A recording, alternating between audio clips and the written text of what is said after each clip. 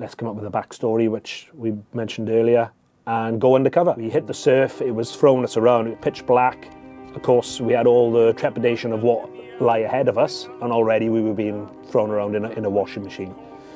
We eventually pushed through it, got out into the channel, and then the enormity of how small we were in this massive channel on a little dinghy in the pitch black, one of the busiest shipping lanes in the world, and we had no support. Coming up on British Thought Leaders, I sit down with ex-Royal Marine Commando and best-selling author Lee West. Lee made the dangerous crossing of the English Channel in a small boat after spending a week undercover in a French migrant camp. 99% of were what I would describe as a military term is a fighting age male. Young, healthy, fit men. Maybe so 1 or 2 women in the camp the whole time we were there, apart from aid workers and other people, outsiders. He talks about the difficulties of leaving the military after 17 years and seeing his plans for a new life smashed by COVID lockdowns. I'd left this brotherhood I'd been in for the most of my adult life. My new business had been forced to close. I lived on my own. My daughter lived in America, who could no longer now go and see, and I didn't know when we would be able to travel again. And for the first time in 20 years, I had absolutely no responsibility, structure, accountability, purpose. I'm Lee Hall, and this is British Thought Leaders. Hello, Grizzlies. My name is Whiskey Wolf. I served 17 years as an elite Royal Marines Commando. I'm a best-selling author of 4 books. I've led men into war 4 times, jumped out of planes, escaped a kidnapped attempt in Iraq, and got all sports shorts banned from the DVLA. I'm a survival expert in the Arctic, jungle, and desert. I've travelled the world lone wolf, lived homeless in the UK and the notorious migrant camp in Calais, France. I then crossed the English Channel in a 9-foot dinghy, unsupported, undetected, at night.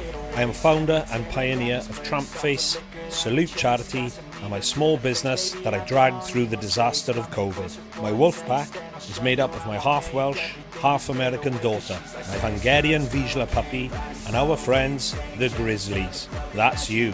Together, we are going to wolf the world. Because... If you're going to be a bear, you may as well be a grizzly. Lee West, thank you for joining us on British Thought Leaders. Thanks for having me. It's good to be here. You've led an incredible life so far. In 17 years, Royal Marines Commando, 4 tours in Iraq and Afghanistan. Thank you for your service. You're a father who runs a business, you started charity, and you're a best-selling author. So it's your autobiography, Never Above, Never Below. But you also wrote several other books where you kind of go on a mission, if you like, and then write about it. I wanted to start talking to you about one of those.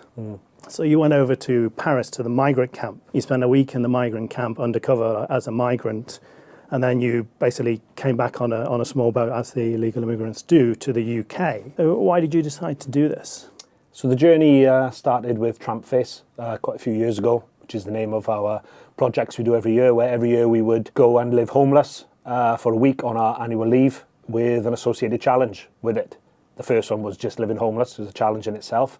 And then we decided, well, each year let's keep doing it, because we were doing it for charity as well as our own stimulation and awareness. And each year then we decided to keep doing it and thought, well, we can't just do the same thing every year. Let's up it each time, add an extra challenge into it and make it a little bit more interesting and dangerous in some cases. We got to a point where it was a very topical and polarising subject of the migrant camps in Paris and Calais. And we thought, well, yeah, we've seen a lot of it on the media. We've seen it on YouTube clips and everything else. Let's go there, unannounced, unsupported, turn up and see what is actually going on with our own eyes. So yeah, that's how Trampface started. We just up the ante each year, and that was topical and dangerous, and we decided to go and give it a bash.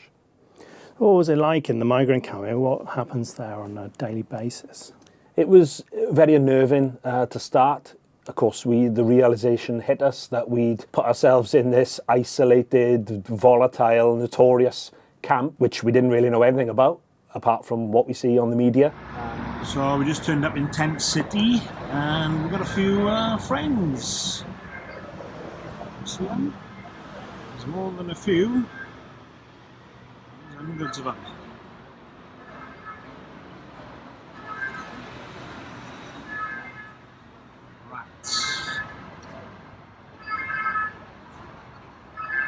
rats everywhere.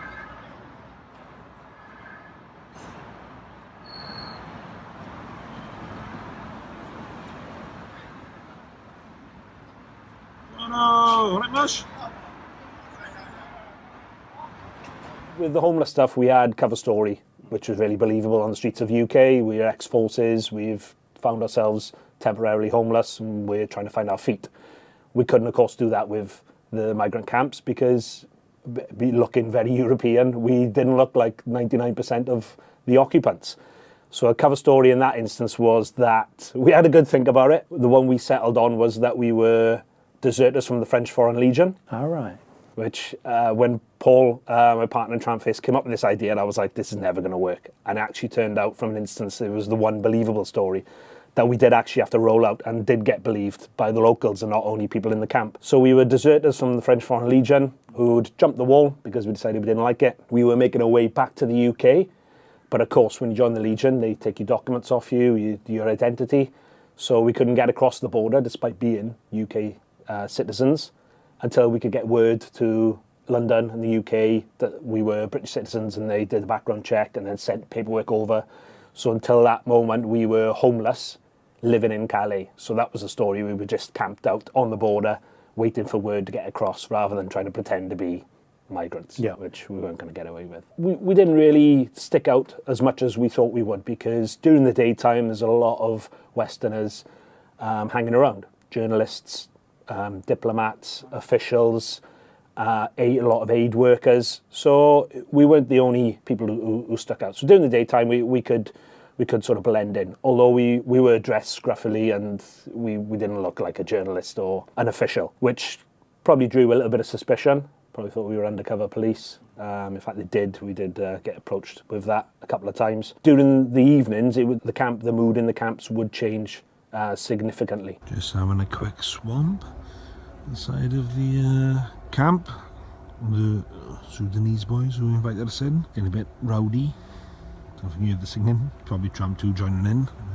We'll slip into one of the tents soon.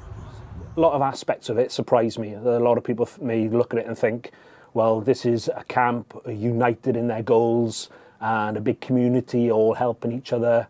And it's not. The reality is it's a collection of warring tribes.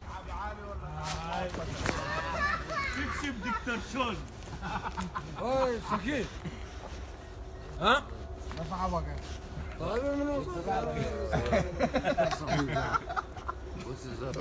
lot of separate little camps, with the main belligerents being from Eritrea, Sudan, Somalia, Syria, Afghanistan and Kurdistan. They weren't in harmony. They were arguing with each other. There was a lot of infighting, and when the sun went down, there's a lot of drinking in the camps, which surprised people as well. We got photos of the sort of the mess that was there, a lot of drinking, drug use. And as I know, after 17 years in the Marines, when you put a lot of young men, which they predominantly were, in a place together, they're bored because there's nothing else to do apart from sit around the campfire, drinking.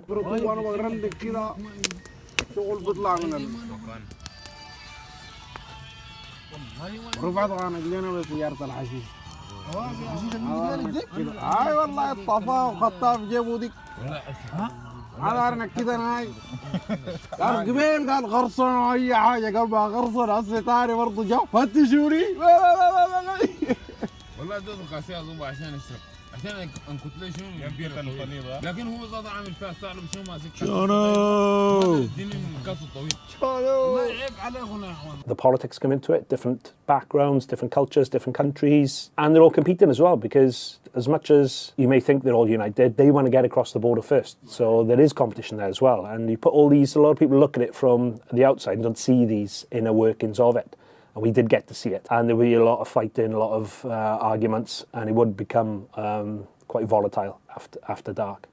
You mentioned a lot of young men. One would assume there's lots of kind of women and children fleeing war and persecution. That's the definition of refugees. Were there not? No, 99% of were what I would describe as a military term is a fighting age male. Young, healthy, fit men. Maybe so one or two women in the camp the whole time we were there, apart from aid workers and other people, outsiders. And we didn't get to talk to them, so we don't know exactly what their purpose was in the camp. Did you feel under threat? There was some threatening behaviour. Sometimes it could be just looks, but we'd try and engage with people. We made friends with people as well, so not everyone was hostile towards us. But yeah, we did get a lot of suspicion come towards us, who tried to make friends with us because of our appearance. They thought we were Albanians or Europeans, and therefore we would be able to help them in their goal of getting across, getting trafficked. It's volatile because you never knew if somebody was going to be your friend or your foe in any instance. Good evening, Tramp fans. So we are deep into the jungle again, as promised. We've occupied a tent deep inside, so tonight we met back up with the boys from Chad that we met yesterday on yesterday's update. Turns out none of them are from Chad. They were lying to us. They were from Sudan. From Barry. Yeah, Barry. Well, from the right, well, not from Chad basically. Got back in, sat on the fire with them, got my beers just to blend in, obviously. So just about to make our exit from the tent. Don't think the boys are up yet. It's raining. We might be coming from sat round the campfire. See what happens.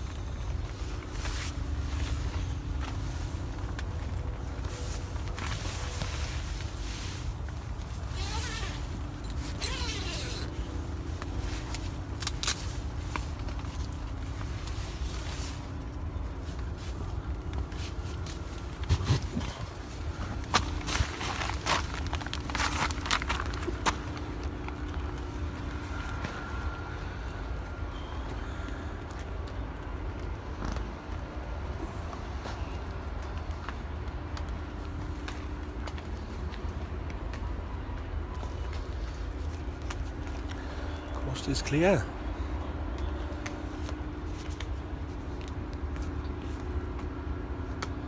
So we were at a party last night. Oh yeah, it was us. So after a week there, you set off kind of coming home. And when you're in the military, you obviously have high-tech equipment, planning teams and stuff, but this is just you and your mate taking a dinghy across one of the most dangerous shipping lanes in the world. Yeah. What was the trip like, and what were the dangers you were thinking about? Yeah, despite my background, it was far from a military precision planned event as you could get. So we'd spent the time living in the camp. We'd spent a night sleeping with a group of Syrians who we'd made friends with. It was bizarre, really, because going back to what you're saying about what the type of people they were and were they refugees, and for me, they weren't refugees, because anybody who is a refugee who's fleeing from war, persecution, deserves to be helped, and that goes without saying. But the moment you are provided with that help and then decide, okay, well, I want to move on to somewhere different, for whatever reasons, you give up that status of being a refugee, because then you've been given the safe haven, you've been given that opportunity to be safe, and you've decided for your own personal reasons that you want to move somewhere else, which is fair enough. I've got a young daughter who lives in the USA. I visit her, spend half my time between the USA and the UK. I'd love to have permanent residency in the USA, to be able to go there as much as I can, live there, move there. Who wouldn't? Unfortunately, the world doesn't work like that, and that's not the law. So then that doesn't mean I then resort to illegal ways of trying to get that status in the USA. I've got to work towards getting it legitimately. The guys we came across said they hadn't just landed in northern France. They'd told us about their stories, and it's not me speculating. We lived with these guys. We spoke to them, we listened to their stories. They told us that they'd landed in other parts of Europe and made their way to northern France because they, for their own reasons, whether it was family, job opportunities, language barriers, whatever it was, they decided that they wanted to move on. And again, which is fair enough, but they had been provided that safe haven. So at that point that they let go of that status, they then become economic migrants in my eyes. We saw that side of it and dug underneath, and we thought, well, okay, then they're crossing the channel in the boats, again, which was all over the news, topical. How hard or easy is it? They're doing it. Could we put ourselves in the same position, live in the camps that I live in, and then with very little planning and preparation, do the same and get across the channel undetected and unsupported, as it turned out. We decided to give it a go. A friend met us, he came across on the ferry with a deflated dinghy. We purposely wanted it to be not well thought out and planned on purpose, because we didn't want it to just be manipulated into something that we could succeed in quite easily. Yeah. We wanted it to be fraught and have the opportunity of being caught and to be realistic. So he came across on the ferry. Again, chances for him to be intercepted there. Why is a guy coming across on the ferry in a van with a boat and an engine in the back? He met us. We hadn't even scouted the launch position that we were going to head off from. We just went on Google Maps, looked along the French coast, found what we saw was a slipway into the English Channel, and went, that's where we're going. So we just had a pickup from the special agent. We're on the back of this van, en route to the drop-off point for the next phase of, don't know, I haven't given it a name yet, have we? No. We'll come up with a name, but we got the next phase. There's a setting in, I guess. Yeah, we just had a couple of hours in a cemetery, just trying to get some rest. It's dropped now to like 2-3 degrees. Couldn't get any sleep. Nervous, anxious, excited about the next phase. Forward to getting amongst it. It's French to find out. Oh, Special Agent H. Yo! Giorno! Hey! Bonjour! Play my supermarché! We went to the slipway in the dead of night, pumped up the dinghy, which nearly woke up the half of France because it was from an engine 12-volt battery.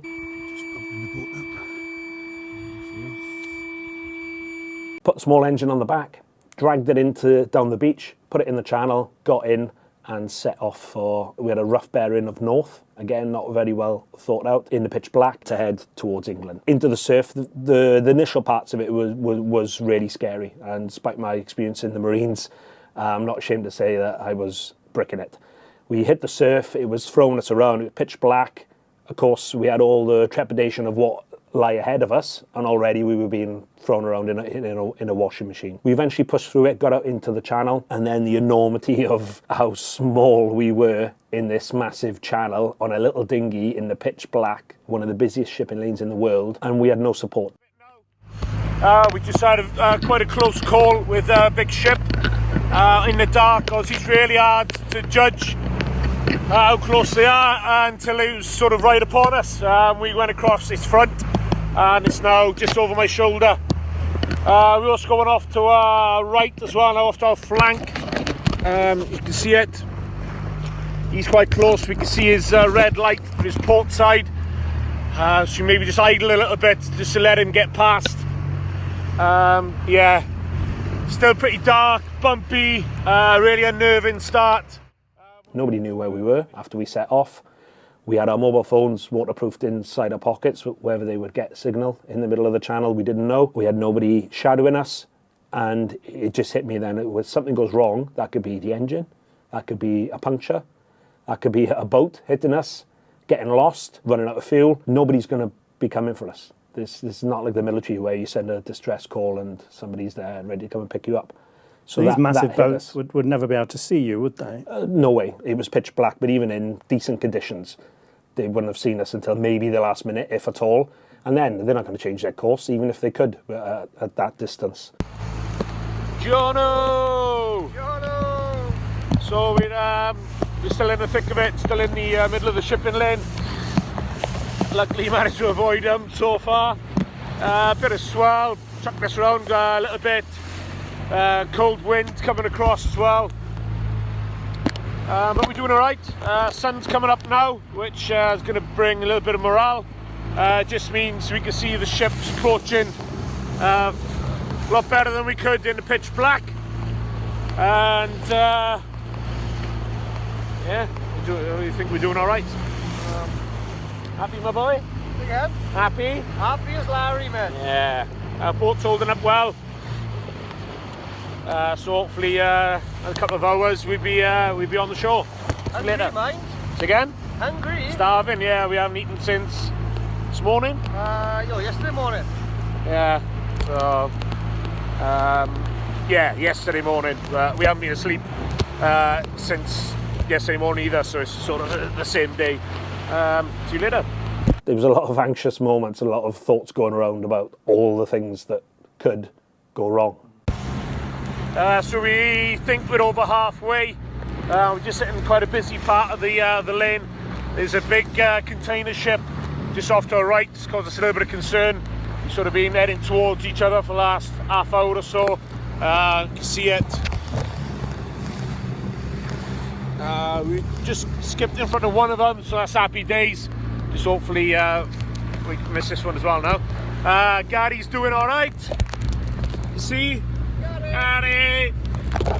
Yeah, he's not very social, to be honest with you. He's getting his head down the old trip. Hasn't said a word.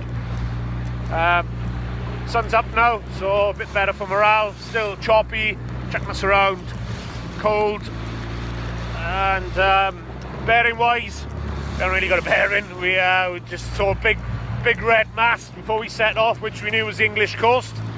Head for it, see where we end up in it. Yeah, hopefully see you on the beach too. Not far now. You can see the White Cliffs quite well. Dover port is off to the right. I think we're heading towards Folkestone.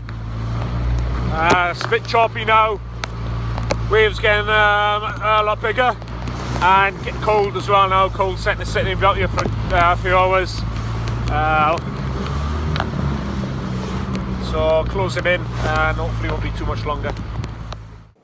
So you made it over, and how long did it take? Yeah, it took about 4.5 hours. We did see quite a lot of ships, smaller ones and the large ones. It was hard to ascertain how far away they were from us. We could see their lights, but being pitch black, we had no reference to how far away that light was to us. But we pushed through, we made it, and we hit a beach in Kent, not far from Folkestone Harbour. High fives all around, because it was a success. That is it. We've made it. Gary-o, welcome to your new home, good buddy. England.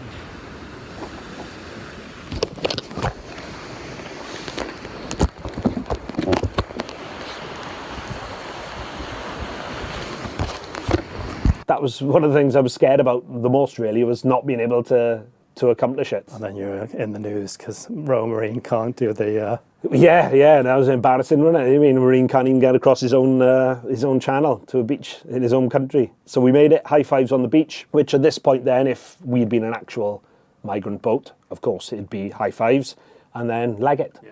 Or the boat turns around, if that's what they do, I'm not 100% sure, to go back and pick up some more or back to their place of origin. And yeah, the guys on the boat either leg it or hand themselves in, whatever the deal is that they want to do when they get there. Wasn't as simple for us. Of course, then we had to pack up, drag everything up the beach, which turned out to be a shingle beach. So it was like a travelator trying to get the engine and everything up it. We hit a promenade, and the next problem was it was a pedestrian promenade. So our friend in the van who'd gone back across in the ferry to come and pick us up couldn't drive down. With all this happening, we were there for well over an hour. The sun had come up by this point, and of course there were houses facing the beach. And if you live in that part of the world and you see a couple of blokes wash up in a dinghy in the first light, you're going to probably alert someone, which they did.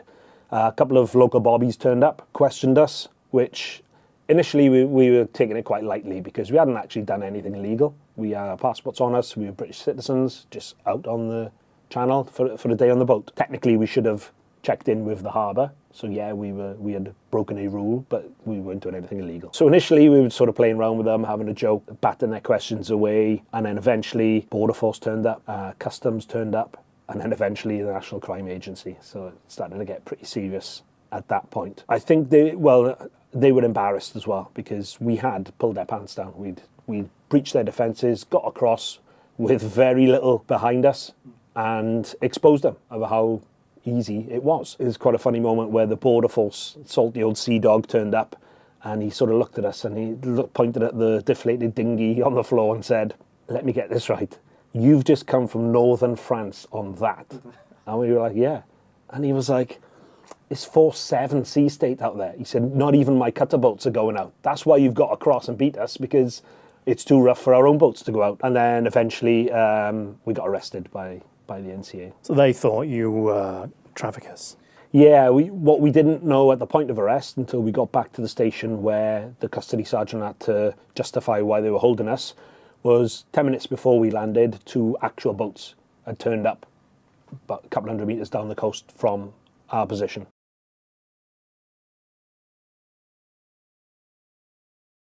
We found out that their drivers were ex-military, so of course when they were questioning us, what do you do for a living, Mr. West? Well, I'm in the Royal Marines. My friend's a former Royal Engineer.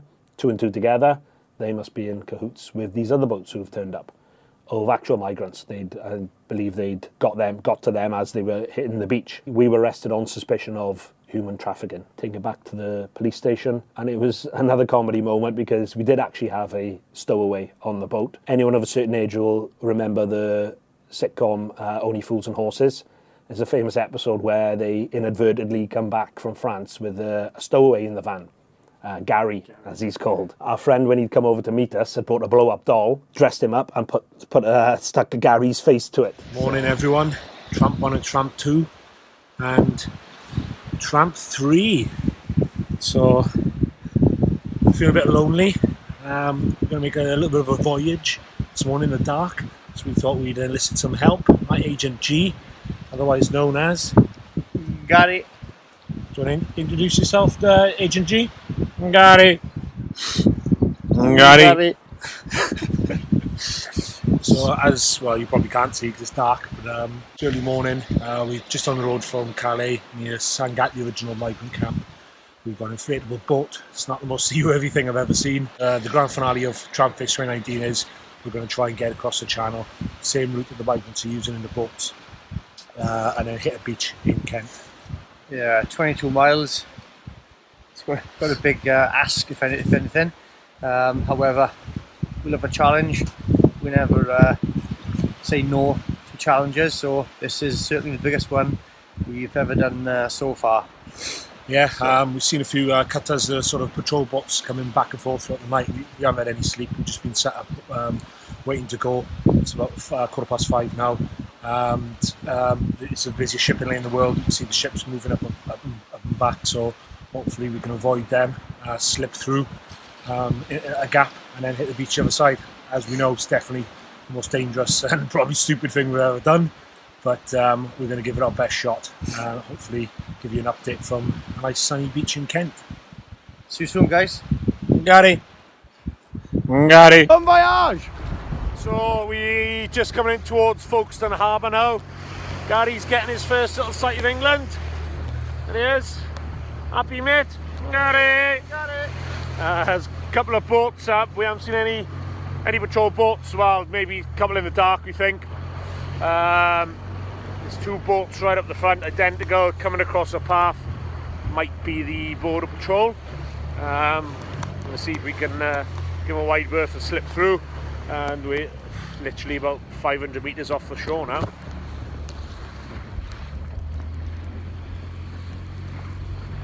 So, of course, when we're getting questioned by these very serious operatives from the NCA, we were just laughing at this, the fact that we'd brought a stowaway across. And by the end of the interviews, they were actually referring to myself. I could see Mr. West in the boat. I could see Mr. O'Dwyer driving. I could see Gary laying down in the front. They were referring to him as if he was an actual human being. So it was, yeah, they didn't appreciate that I was laughing when that happened. Arrested, locked up for about 14 hours, questioned, released in Kent with everything taken off us, phones, which was a drama because we live in South Wales. And our friend's van had been confiscated as well as part of the thing. So we had to find our way back to Wales on trains. In the meantime of us leaving Folkestone and getting back home to Wales, my house had been raided, doors smashed in. It didn't even wait for me to get home. I mean, they would have known I was on my way back from Kent. Doors smashed through, raided our homes, taking everything that they believed was of worth to them, despite the fact that they'd seen my phone videos of us crossing the channel with nobody. About 4 or 5 weeks later, it was no further action and charges were dropped from that. So yeah, it was an interesting little ending to it. Has this experience changed your views on the whole kind of small boats and migrants issue? In respects to my belief that refugees should be given help, no matter where they're from, where they are. If we can, we should help them. But at the moment they become economic migrants, then no. My opinion isn't that they should be allowed to come across in boats just because they believe they want to go to a different country. So we got to see from experiences in the camp and coming across what a lot of people don't think. A lot of people say, oh, well, they haven't just come here from a war-torn country. Well, we actually got to listen to those stories. The guys told us where they'd come from, how they'd got through Europe. We stayed in a migrant camp on the outskirts of Paris, which was a staging post. Good evening, everyone. Tramp 1 and Tramp 2. I know we've put quite a lot of videos on Facebook today. Hopefully you enjoyed them. That's getting gassed. Yesterday, getting chased by the coppers and getting amongst it.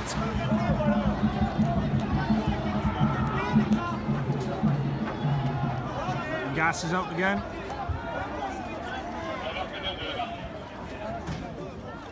We're going to head into an area now called Port-la-Chapelle, which is a notorious no-go migrant area. Yeah, so as Lee said, we're going to head back into La Chapelle. As we left earlier on, there were guys standing around campfires, starting to get a bit rowdy under the influence of drink and drugs.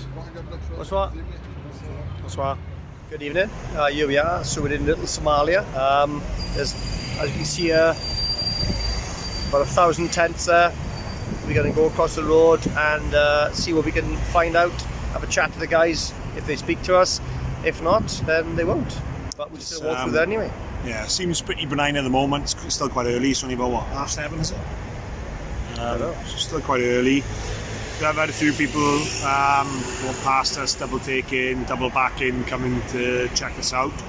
So, we don't look like we fit here, if I'm honest with you. Get a little bit more edgy as time goes on. So we're going to hang around. It's rammed actually. The tents are literally pushed up against each other, row on row. But there are a couple of areas, sort of offshoots. See if they're aggressive towards us or whether they accept us. Yeah, just see what the feel is, and hopefully find somewhere where we can get away soon as well. We spoke to a lot of people there. And we're like, well, what's the story? Oh, we've come from Italy, whatever it is.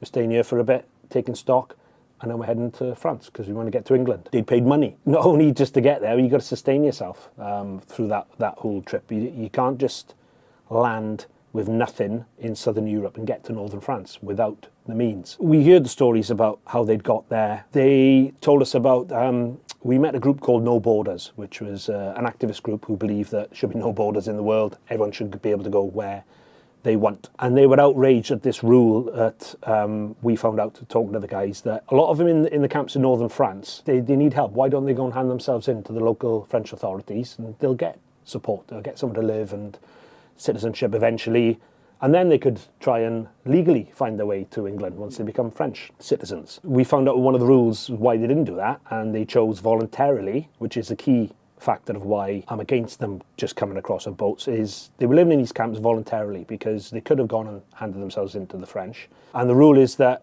they didn't want to because they'd already been processed in another country, Greece or Italy, somewhere else, which they didn't want to go back to because they thought that was worse than France. Right. And the rule was if they did hand themselves in France, they wouldn't stay there.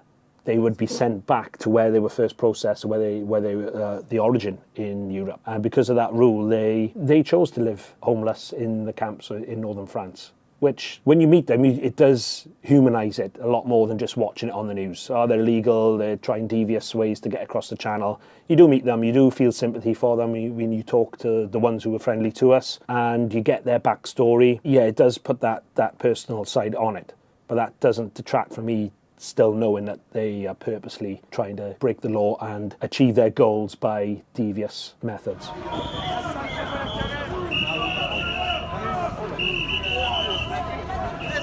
This is Tramp 2 buying a can of lager from a mobile bar on the march. With homeless and hungry sign strapped to his back. Can't write it. Brilliant.